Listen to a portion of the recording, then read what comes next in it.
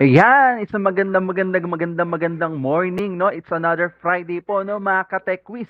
Kamusta po kayo? Naway nasa mabuting kalagayan po kayo. At syempre, welcome back po sa ating Itulay online tutorial, sa ating mga ka-tech quiz, mga mag-aaral, sa ating mga dear parents, kapwa guro, at ang ating mga school administrators and other stakeholders. Maraming salamat po sa patuloy na pagsuporta sa ating DepEd EdTech Unit Itulay online tutorial project na ito. Ayan. So, I do hope na nakapag-almusal na po kayo, no? So, panibagong araw na naman po ng pagtuklas at pagsaliksik ng panibagong karunungan ang ating tatangkain sa araw na ito. Ayan. Sige, keep your comments, greetings coming sa ating comment box. Ayan, ang dami kong nakikitang mga pagbati. Yan, meron pa nagpo-promote ng kanyang business ata to. Ayan. Ayan, so John Senior Lorio, Beth Llamas, Lorena Sarandona, hello po, good morning po sa inyo, no? Ma'am Rosin Salamat, Ma'am Beth Llamas, John Chris Makasusi, yan, May Bakong, at sa lahat po ng tumutunghay, no? By FB Live and YouTube channel ng ating EdTech Unit. Maraming salamat po at naway patuloy po kayong tumutok. Na po? Ayan. So, yun nga po, welcome po ulit sa Computer System Servicing for Grade 11. Yan, excited na ba kayo sa ating aralin, no? Nalilinangin sa araw na ito? Yes, ako rin dahil tayo ay nasa quarter 2.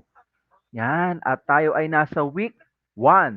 Ang ating topic for today will be about storage, input, and output devices. Ayan, so makikita natin last quarter 1, halos natapos natin. Ang ginawa natin kasi ron is yung the actual scenario of core competency 1 na ginagawa during the National Assessment Certification ng Computer System Servicing NC2. No, so this time, mag-stick pa rin tayo sa core 1. But in this case, gawin nating mas detalyado at himay-himayin natin ng iba pang competencies under the core competency 1. Okay ba yon? Which is we are going to talk about the storage input and output devices. Kung handa na kayo, at pwede kayong take down notes, no? Sige.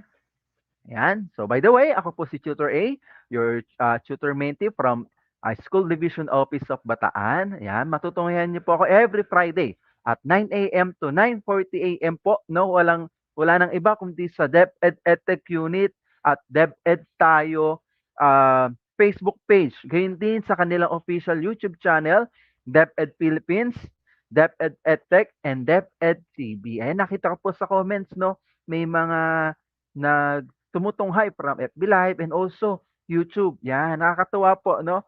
Sana po regularly, no, every Friday po, no, ang CSS Senior High School ICT po ay inyo pong matutunghayan. Yan, masayang-masaya po ang aking puso. Okay. So let's proceed for today's objectives. Of course, at the end of our tutorial, no, we are expected to una, identify the output and input devices, and secondly, classify the different computer peripherals and its component. Ayan. Sige, keep your greetings coming. Nababasa naman po natin yan, no? From Joanna Paradina, Alona Magtibay, Beverly Surmieda, Sharon Leonen, and Irene Gonzalez. And welcome po. Happy viewing. Kay Ma'am Beth Llamas from SDO Isabela, Region 2. Wow. From Tumauni ba to, ma'am? West Central School. Tumaini South District yan. Well, happy viewing po. Yan. Jeff, oh, yan. Ang sabi niya grade 8 pero manonood ako ng grade 11. Well, of course, okay yan. Kasi as early as now, baka mamaya ang TLE mo ay ICT, which is CSS, malaking tulong to. So, happy viewing. Yan, kay J. Frill Samook, good morning sa'yo. And kay Enrico Dalupan, ayan, good morning po. From Virgen de las Flores High School, new student. Yan, Melay Cantiveros, Denise Laurel, Aura Briguela, Kiefer Sanchez, Maki Espuerto, Francis Concepcion, Clarice de Guzman. Ayan, happy viewing, Ma'am Ivy Rose Madawin, Evelyn de la Cruz, Philip Cabangal, Noemi Osal. Ayan, sobrang dami po. Maubos po yung oras na. Anyway, happy viewing po sa inyo lahat. Okay, so let's start na po. let's continue. Yeah, so, direct puwede pong pa-ano, pa-screen, pa-full screen lang po nitong slide. Ayan, thank you direct. Yan, si Direk MJ ang aming poging-poging director ng Senior High School ICT. Ayan, so as you can see in our image 'no, meron tayong, ah parang tatlong item 'no, na makikita rito. We have the input, the process, or output, yan. By the way, this is through the courtesy of Sir, Ismael Balana, our computer system servicing trainer and assessor all the way from Zambales, yan. From TESDA Zambales, yan. So lagi nating iisipin when we talk about computer, we talk about processes. And in order for this, for us to process something, 'no, ah ayan. Meron tayong tinatawag na mga input. Siyempre, wala namang ipa-process si computer kung wala tayong i-input. So, ayan yung pag-uusapan natin. So, we are going to input something on the computer, and then the computer will process it and it will give us output, no? So, ito yung very idea ng ating talakayan ngayon. Yan. Sige, Ma'am TB, Ma'am Lisada, Pineda, ayan. Ma'am Heavenly Tanghian, ayan, from Davao City. Wow! Happy viewing. Sir Enrico Dalupan, ayan, buena, Ma'am, Ma'am or tama, Ma'am April Buenafe, Sir Ariel Artiaga, Hana Ileha, Heavenly Tanghian, ayan, happy viewing po. Jen Daniel, Madison Sese, Mary Grace Balenton, Gerald Bautista, Rosemary Di Mapilis, ayan, ang dami. Happy viewing po. Ayan, so, dire-diretso po tayo. Walang bibitiw po, no? Ang bumitiw, malamig ang darating na Pasko. Hindi, biro lang po. Ayan. So, pag-usapan natin yung peripheral device. Yan. So, ano nga ba yung peripheral device na ito? Okay? So, peripheral device, ito daw ay isang piraso, no, ng isang computer hardware. When we say computer hardware, tangible object, hardware siya, component, nahahawakan, no, that is added to a computer in order to expand its ability. Yan. So ito pala ibig sabihin ng peripheral devices. Now, so the term peripheral is used to describe those devices that are optional in nature, as opposed to hardware that is either demanded or always required in principle. There are three different kinds of peripherals. Ayan. So we have the input devices, the output devices, and the storage devices. Okay? Again, so these are the three kinds of peripherals. We have, again, input devices, output devices, and storage devices. Okay po? Malinaw. Ayan. Keep your comments, greetings coming. Ayan. So may grade 4 pa na nagbibo. Thank you po, thank you. Happy viewing po sa lahat. All right, next. We're going to talk about the input devices. From the word itself, input, in, no? Ipinapasok or ibinibigay, something like that, okay? So in computing, no, an input device is any peripheral. Again, when we talk about peripheral, it's a computer hardware, no? Used to provide data, again, used to provide, nagbibigay, and control signals, no? Tatandaan natin signals because everything that we input in computer are all electrical signals that will be converted into a computer binary languages that only computer understand. Huwag po tayo malilito ron, okay? So control signals to an information processing system such as a computer or other information appliances.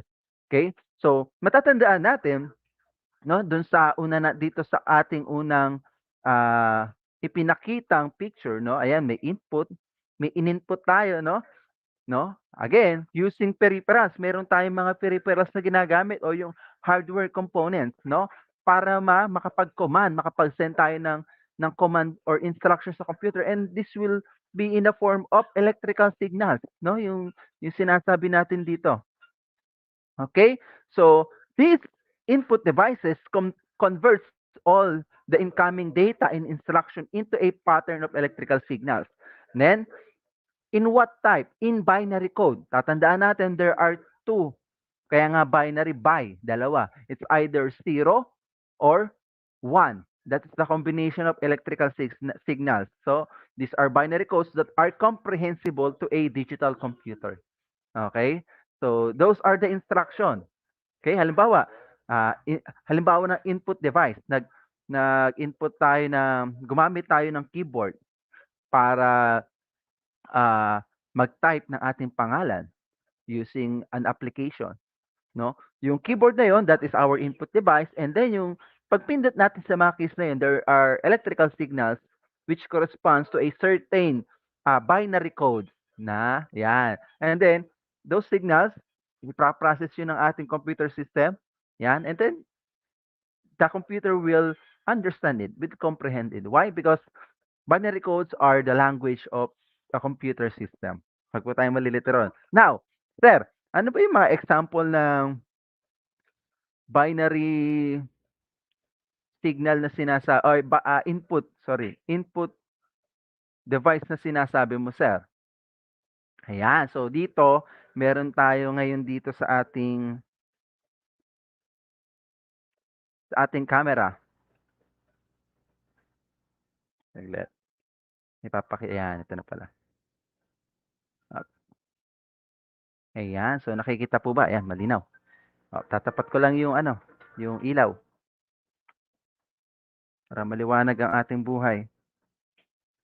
Ayan, so ito ang iba't ibang input devices na aking nakuha dito sa ating lugar. So, una, meron tayong keyboard. Ayan. Ito ang ating keyboard. So, pasensya na, medyo laggy ang ating camera. So, we have this keyboard. And next, of course, yung ating famous na mouse. Ayan. Nawala rito. Ginamit na pala ng misis ko. Yan, nasa webinar kasi ang aking misis. Ayan yung mouse natin, no? So, it's also a USB type na mouse. And an optical mouse. Yan. Optical mouse po yan. Again, medyo lagi lang po ang aking camera. Please bear with me. Ayan. Okay. Next. Thank you. We have other input devices. No? We have web camera. Yan. We have web camera. Again, di po ako nagla-live selling ha. Pinapakita ko po sa iba't ibang klase ng mga input devices. Baka mamaya may mag-comment ng mine. No? Hindi po tayo nagla-live selling. Next, we have, of course, microphone. Yan. So, medyo OA yung microphone ni sir. Sir, nagbibideo ka ba? Hindi po. Ang microphone na to is dito sa speaker na ito. Ayan. But syempre, pwede kayong kumuha ng adapter and then you input it on your computer unit. Pwede naman may nabibili adapter niyan. Yan. And also we have our speaker. Yan, na may audio jack. Yan, okay? So ayan po ating speaker. Nagsasalita po yan. Yan. The Bluetooth Ayan. device is ready. Diba? Look at demonstrate ni sir. Ayan, so those are the commonly used, no, na mga input devices natin. Okay po? We have the mouse, the keyboard. We have this wireless mouse. Ayan. Ito po yung wireless mouse natin. Okay. We have keyboard. Ayan, ang keyboard natin. Ayan. And we have web camera. Ayan. We have microphone, of course. And we have speaker. And also we can also use, no, gumagamit din po tayo ng tawag natin dito headphone or earphone. Yan, meron din po tayo. Input device din po natin yan. No, kasi may built-in microphone po ito. And also consider as output na rin siya kasi nga mayroon siyang stereo diyan wherein we are able to hear audio signals, no, or audio file from our computer. Okay? Yan. So, balik tayo sa ating slide presentation. Yan. So, again, that is input devices. Okay? Those are the basic or commonly used input devices, no, na makikita nating madalas ginagamit, no, sa isang computer system. Okay? Next, if we have input devices, of course, meron din tayong output. Again, dahil meron tayong in-input kanina dito, no, halimbawa using keyboard or mouse to send instruction and to type other information, no? Ayan, input and then process ng ating computer system yon, no, using those input devices, and then we're going to have our output devices na. Magkakaroon na tayo ng output. Now, what is output devices? So output devices is any piece of computer hardware equipment used to communicate the results.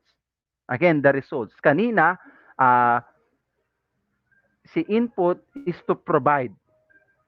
And now, si output is to communicate the result of data processing carried out by an information processing system, such as our computer, which converts the electronically generated information into human readable form. Ayan na. So, definitely, sabi ko nga sa inyo, yung mga input signal is a binary code only understand by a computer system, no? And then i-generate niya iyon into useful information, no? Into a human readable form, no? Now, so ganun lang siya kasimple. Sa output device, kung si input nag-provide, no? Siya yung nag-provide ng control ng data. Now, si in ano na ba, in reverse, si output na ba yung nagre-reverse ng process na yon, wherein it's the output devices translates those digital signals into a form intelligible to its user or into human readable form nga yung sinasabi kanina. Okay? So, ano pa yung mga example ng mga output devices? Yan. So, unang-una, syempre, hindi pa uhuli ang ating monitor. Yan, ang ating LED monitor. Ito lang. Pakita ko sa inyo ang ating LED monitor. Yan.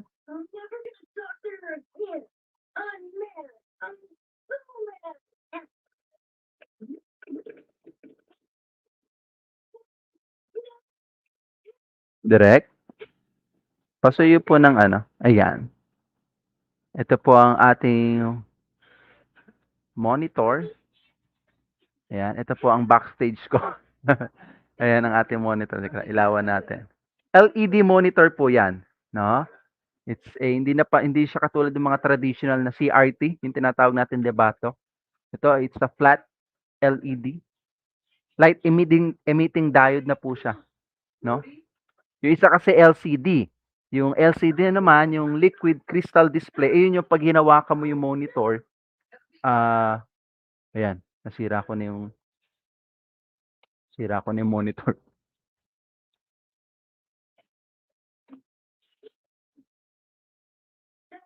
Alam guys,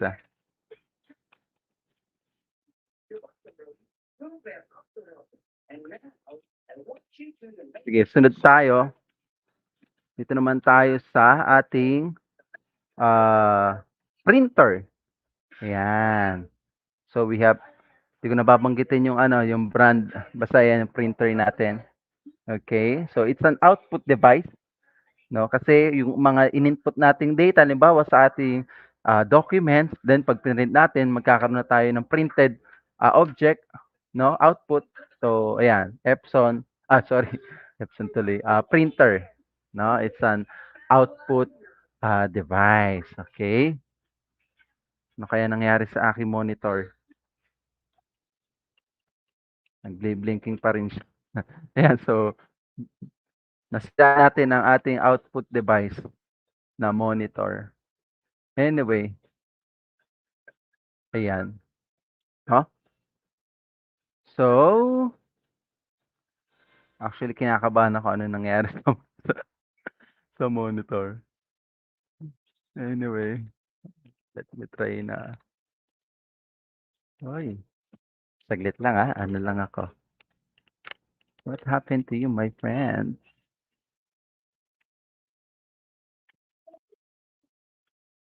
Yan. Ayun, umokay na siya. Thank you, Lord. Hindi, lagot ako sa misis ko. Ayan, umokay na po ang ating monitor as you can see. Yay! Yan po ang ating monitor. Umokay na siya. Yay, di ba? Very good. Galing, thank you, Lord. So that's our monitor. Alright? Okay na siya. Okay, hindi ko na siya gagalawin. Assist ko na siya dyan. Alright, hirap ng live. Yan, sige, alis na tayo dyan. Okay, next. So, after natin ang output devices, so, by the way, before I forgot, so kanina, I think I have a correction sa input devices. Napakita ko sa kanina si mic. And then, si speaker, by the way, it's an output device. I sit corrected, ha? Nakaupo kasi ko, hindi stand corrected. I sit corrected. Ayan. So, yun yung mga basic or common output devices natin. We have monitors. Monitors, iba't ibang klase yan. LED, LCD, CRT, no? And also we have printers. And also we have the speakers. Ayan, okay. Headphones is considered, may comment si Direk. Oo nga, Direk. Nako, dapat may pa, ano, si ano na to, yung brand na yan. May palibreng printer. Ayan. So, ayan, no? So those are the basic. And we also have what? We also have headphones as our output devices or anything that we use. For example, projectors, no? Yung mga LCD projectors, no? Na ginagamit natin, especially sa mga teachers. Okay, so that's an example of output devices and a lot more. Okay, to name.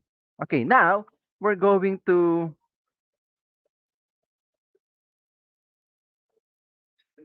talk about storage devices. Okay, we are through with input devices, we are through with output devices, and now we're going to talk about oops, sorry. Storage devices. Okay? Yan, so storage devices is a device that is used to store data. Andun na yung ano yung root word, store, storage. Yan, no? Store data or programs on a temporary, again, mapapansin nyo may dalawang klaseng binabanggit dito ng storage device or a computer memory. No? We have a temporary and a permanent. Okay? So wag malilito, storage device is an example of is a classification of a computer memory. And then in computer memory, we have a temporary and a permanent. Ito yung tinatawag nating temporary is yung mga volatile and we have the permanent, the non-volatile. Alright? So sana malinaw po tayo ron. Okay? Ayan. So keep your daming greetings. Yan, si Tutor Marlon Ramos from Orani National High School. Parang happy viewing, sir. Ayan, ang dami. Sana po next week, andito pa rin kayo. Ayan, good morning po sa inyong lahat. Yan, from SDO Nueva Ecija. Grabe, nakakataba ng puso at nakaka-pressure in a way. Na dami nanonood. Ayan, so thank you po. Okay, so going back to storage devices. So, ayun nga. So, we have two types of storage devices or memory. We have the temporary or what we call volatile and next is permanent is the non-volatile. Okay. Ano ba yung pinagkaiba nung dalawang iyon? Sige. Yan. So, when we talk about temporary storage device or memory, no, we are talking about the primary storage or primary memory. So what are the primary memory storage?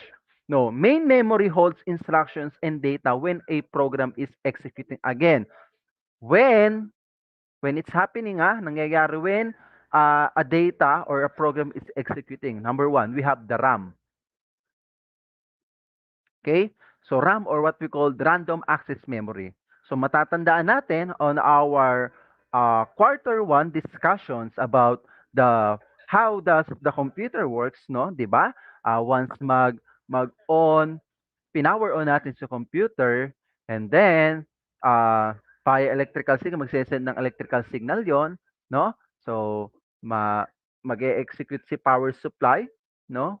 ng voltage, no, para dumaloy sa motherboard and then uh, doon na under na si CPU, no? Yung tinatawag na nating ano na, pause na to, power on self-test, no? Yung mga iba't ibang components sa motherboard, sa system natin is magse-self-check sila. Kung okay ba sila, kung may error, magbibigay ng beep error or error code sa screen ang ating computer. Now, it will boots the CPU, no? From the BIOS, yan, si BIOS ROM, no? From CPU, ayan, titignan niya kung hahanap siya ng after ng pause, hanapin niya yung bootstrap kung meron bang meron ba siyang boot manager na ilo-load, no? So it goes by hand in hand simultaneously with CPU and the RAM. Okay? Our primary memory. Now, as you can see in our illustration, no? Sa CPU, meron tayong tinatawag na cache or cache. Alin sa dalawang pronunciation yung bet nyo, bahala kayong mamili. So si cache, it's a built-in register, no, sa bawat CPU. Okay? Kasi para hindi na mahirapan pa na in transferring process execution from CPU to RAM, no, while executing a program, no, dito pa lang kay cache, no, able na si CPU to hold, no, ayan, again, to hold, yan, to hold temporarily, no, a program or data. Then, simultaneously lang ibabato niya kay RAM. Now, this will be in relation na lang din kung anong klaseng software yung niraran nyo or ine-execute nyo if it requires a more memory, no? So, kaya doon napapasok yung mayroon siyang tinatawag na tawag rito, RAM specification. Halimbawa, yung mga online games or mga mga ini-install nating mga medyo ano ba tawag natin dito, mga ROG ba 'yon? ROG games. Kasi medyo mabibigat yung kinakailangan is ano, system requirements na yan.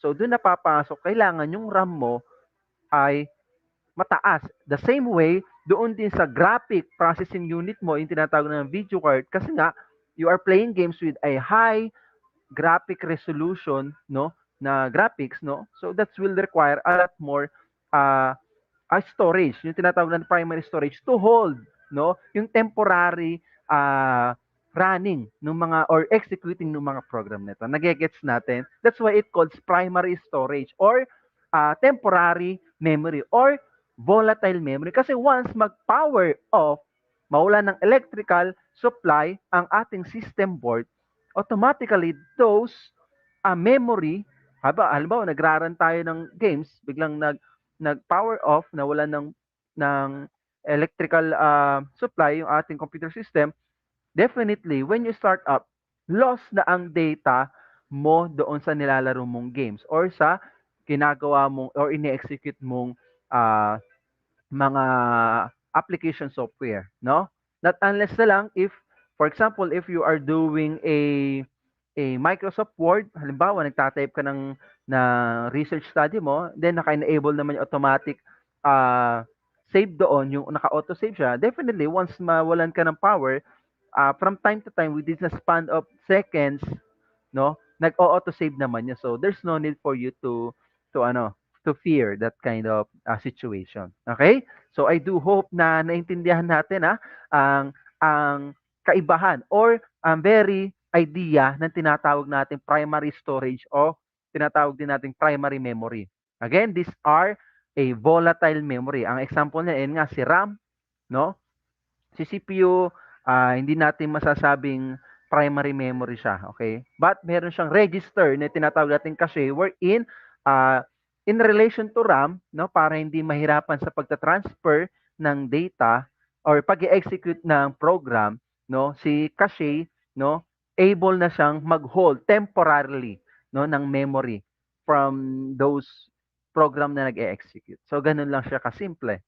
Okay, primary storage or primary memory. These are memory that lost its data when there is no power or there is no electrical signal or electrical supply.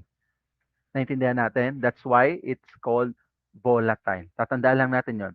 So primary memory, it's a volatile. Ibig sabihin, pag power off, ang system, ang computer system, definitely all the data will be lost. Maliwanag? Primary storage. What are the examples? RAM. And then yung ating mga ROM or yung mga read-only memory, yung mga chip natin on board.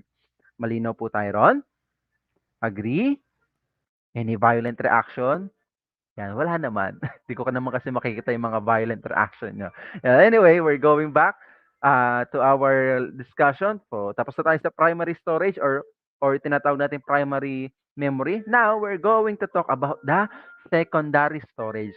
Kung si primary memory, no, is a volatile memory na kapag walang electrical signal, wala na rin ang kanyang data. Kay secondary storage naman is the opposite, no? When we talk about secondary storage or secondary memory, these are the device that is used to store data or programs on parang di ko ata na-edit to, sorry. On a permanent basis po ito. Wait lang. Edit ko lang po net. On a permanent basis.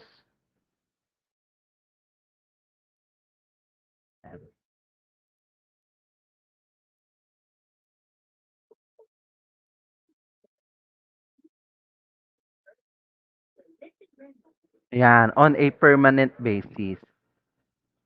Yan, may correction ako doon. Sorry po. Hindi ko na na-edit.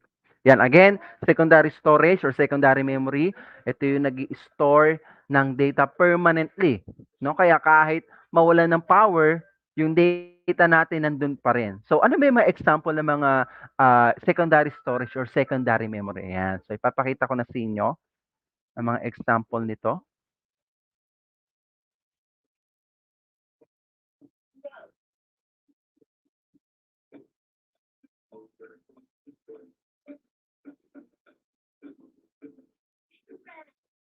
Lang. I-under ko lang po, i-on ko lang po yung external camera ko. Oops. Oh. Okay. Ayan yung makisama. Restart ko lang po saglit. Please, bear with me. Mahirap po talaga kapag live. No?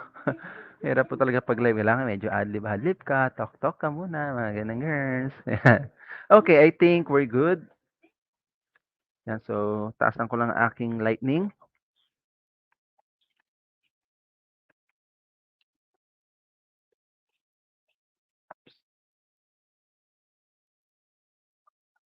Yan.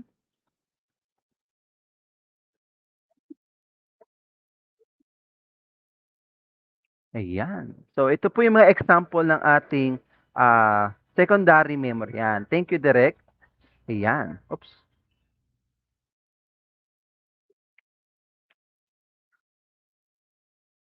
Yan. So, we have, unang-una, sa ating sa storage device nito, secondary memory, ito yung ating hard disk drive. Ayan.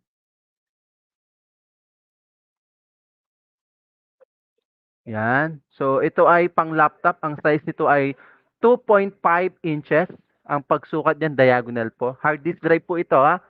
Secondary memory, which stores data permanently. And ito naman yung ating solid state drive, ganun din. Oops, saglit po, nawala.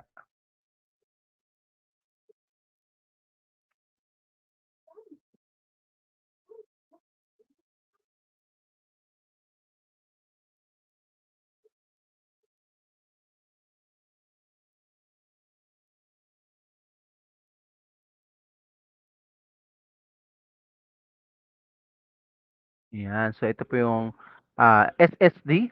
Pakita ko po sa inyo yung loob ng SSD. Ayan. Ayan, di ba? Kaya siya napaka-efficient. Ito kasi itsura niya. Ayan. Yan ang loob. Oops, nawala yung aking camera.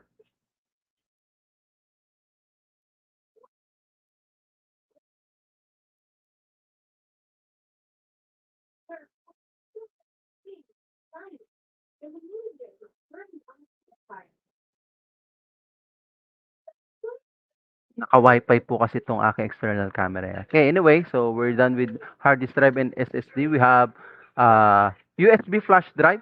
Ayan, ang ating mga USB stick. Ayan, flash drive pa ulit. Ayan. Ayan. And we also have our micro SD card. Ayan. And we have SD card. Adapter yan. And we also have, ito ang ating external hard disk drive. Ayan. So umabot pa tayo na ipakita ko pa sa inyo. Ayan. So those are our storage devices, no? We have basically ito yung pinakasikat eh, yung si hard disk saka si solid state drive. Yan. So pakita natin. Ano ba yung difference, sir, ni SSD at ni hard disk drive? So nakita niyo naman kanina kung ano ang itsura o ang laman ng isang solid state drive. Kaya siya solid kasi pure PCB siya, unlike the hard disk drive. As you can see in the picture, meron siyang somewhat spinning disk rather than si SSD, yung pinakita ko sa inyo, it's a pure PCB board and a lot of integrated circuits component. Now, when it comes to sa kanilang comparison, as you can see, in access time, 0.1 milliseconds, ang access time ni SSD kay hard disk drive, 5.5 to 8 milliseconds. Okay? Then the random input-output performance, no? Si SSD, it can deliver 6,000 input-output per seconds rather than hard disk drives 400 input-output per seconds, no? Reliability, no? The SSD have a failure rate of less than 0.5%. We are talking about failure rate dito. Rather than hard disk drive, no, it can fluctuate at the rate of 2 to 5%. No, napaka ano pa rin 'yan. Napaka significant, no, na number pa rin. And when it comes to power consumption, again, when we talk about power consumption, we talk about watts, no, or wattage. No, SSD is a lot more significant, masasabi natin power consumption, no? I mean, much less power consumption from 2 to 5 watts energy savings rather than hard disk 6 to 15 watts energy consumption. Okay? Now, in CPU power, no? SSD have an average input-output weight of 1% rather than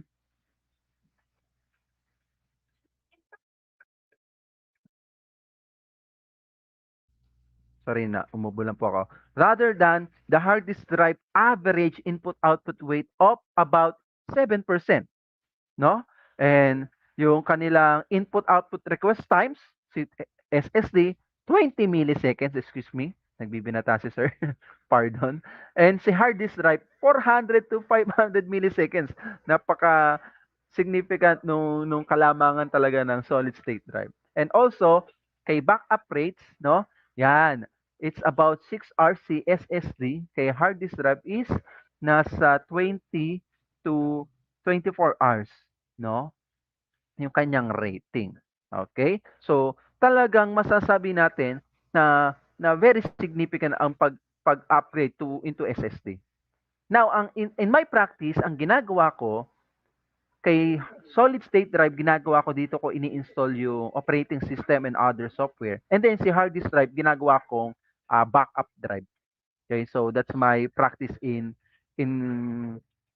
when I do configuration, hardware configuration sa isang laptop. So, on our next meeting, ide-demonstrate ko sa inyo yun, using laptop. Yan, para at least we have a masasabi nating first hand ba or actual experience. Let us say actual kasi live naman natin yung gagawin.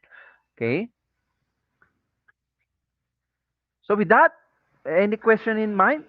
Yeah, so we already done talking about the three kinds of peripherals devices in a computer system. We have input devices, output devices, and storage devices. So these are the the most what you call this uh widely used devices at sa isang computer system, and these are the most commonly upgradable, some of it is ayun nga sabi natin, you can choose whether you're going to use hard disk drive or you're going to use uh solid state drive. Okay, so now what are the questions do you have in mind? Yan, kung wala na, syempre, as usual, si teacher ay magbibigay ng quiz. Don't worry, it's only a 5-item quiz. Are you ready? Yan, sige. If ready na, let's start na po. Yan, sige. Number one. One. Which of the following hardware device is capable of holding information? Again, which of the following hardware device is capable of holding information? Ayan. A, input device. B, output device. C, storage device. D, all of the above. Sige.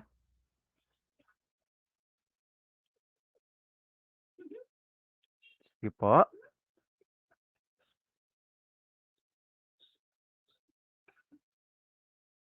Yan. So, the correct answer is storage device. Ayan, we have a very significant comment from Sir Enrico Dalupan. So, examples are hard disk drive, solid state drive, random access memory, CD, DVD RAM. Ayan, yeah, that's correct. By the way, nalimutan ko. We also use CD, DVD drive or yung tinatawag na optical disk drive as our storage device. No? So we said, sorry, I forgot to mention. Thank you, Sir Enrico, for that very significant comment. Yan. Please, regular ka na namin maging viewer, sir, Thank you. Ayan. Sige, next or number 2. Ayan yung maganda pagka very interactive na mga at nakikinig talaga yung mga ating mga ka-tech quiz na viewers, no? Ayan. Next, number 2.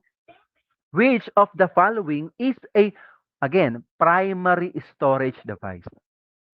A, CPU, B, RAM, C, SSD, D, none of the above.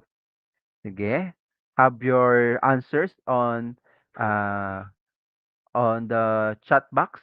Ayan. Ayan, very good. Tama si Sir Enrico. Kanina sa number 1, it's letter A. Ayan, di ko agad nakita. Medyo delay ang aking. Yan. So, number 2, it is B. It's RAM. Again, RAM, when the power is lost, definitely the data is lost. No, that's why it is called volatile memory. And thank you, Enrico Dalupan. Sir Enrico, I think. Yan, it's letter B. Yan, nangunguna sa ating leaderboard, si Sir Enrico. Next, number 3. Flash drive is an input device. Is it true or false? Ayan, medyo tricky to. Ayan, flash drive is an input device. Again, kung babalikan ninyo yung very definition ng ating input device, ano ba yon, no? So, let's see. Let's see. So, definitely number 3 is false because flash drive is a what you call this, storage device siya. Ito siyang secondary memory wherein it can store data permanently. Yan. So B, tama. Si Ma'am Sabina Hara. B. Medyo tricky, no? No? So you can see flash rep is an input kasi some may say, sir, ini-input yun eh. No. When we talk about input devices, these are devices that can control and provide control signal to our computer. Ayan. So, tama. Ang dami nakakuha ng letter B. Yan. Medyo tricky itong number 3.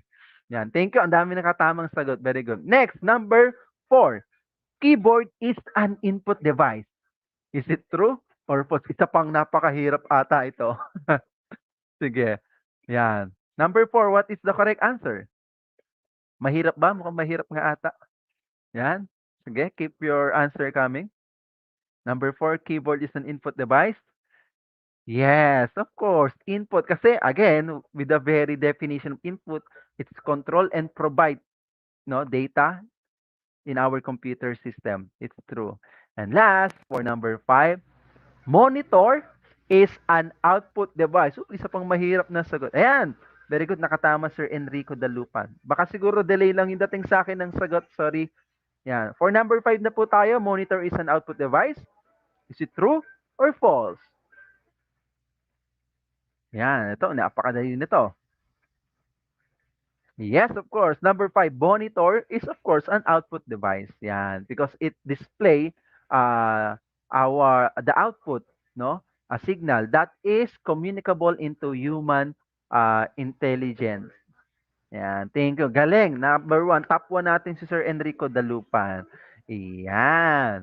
Okay, so with that, panibagong Friday na naman po ang natapos. Maraming salamat po sa inyong pagsubaybay. Muli kami po ang inyong Senior High School Information and Communications Technology Team. Pinangungunahan po ni Tutor Pau, ang aming ICT mentor at ang inyong lingkod, Tutor A for CSS, grade 11, and si Tutor Well for programming, and Tutor Lon for computer system servicing, grade 12. Yan po ang aming team. Yan.